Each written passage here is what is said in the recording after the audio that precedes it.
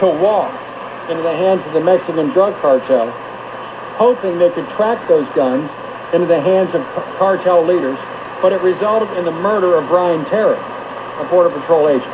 And since that time, Obama and Holder have been hunkering down with the cooperation of the media not to produce documents. What else did Eric Holder do? He is the nation's lawyer.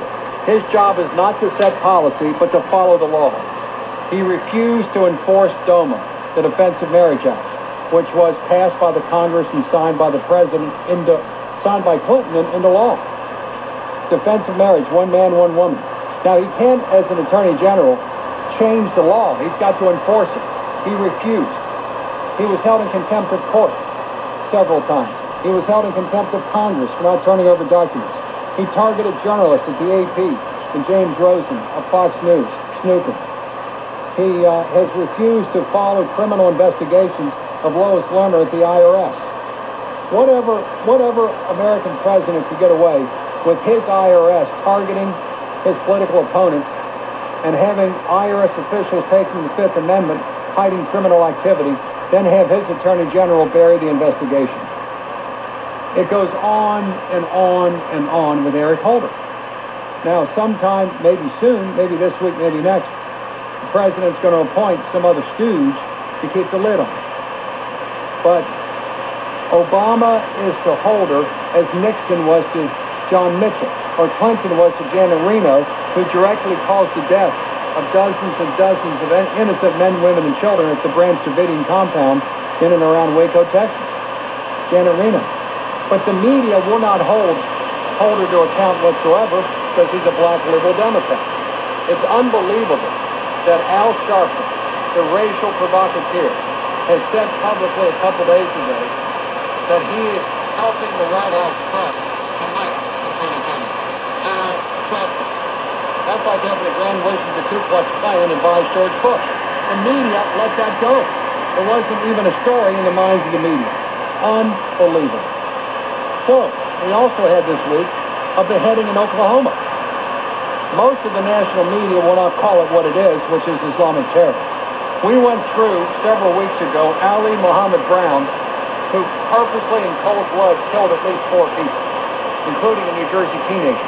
He targeted 3 white and 1 black American because they were Americans, and he wanted to start his own personal jihad, an event not well covered in America. A few days ago, Alton Nolan, the suspect, we use the term suspect loosely, in the Oklahoma beheading, emerges as terrorists become more adept at disseminating barbaric images, stoking American fears.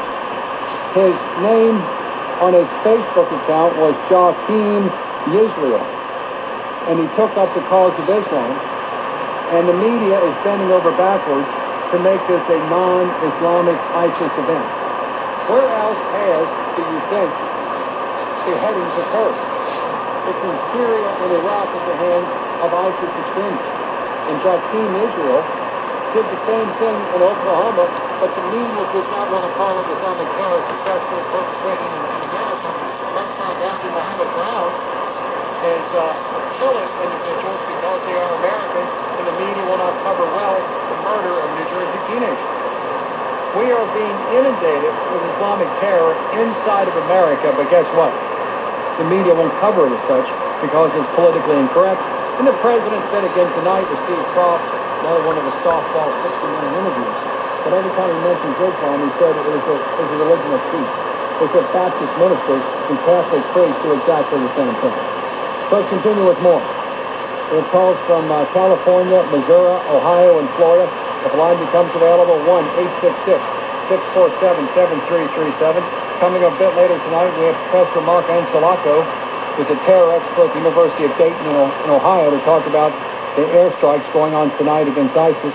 Julie Gunlock will be here of the Independent Women's Forum.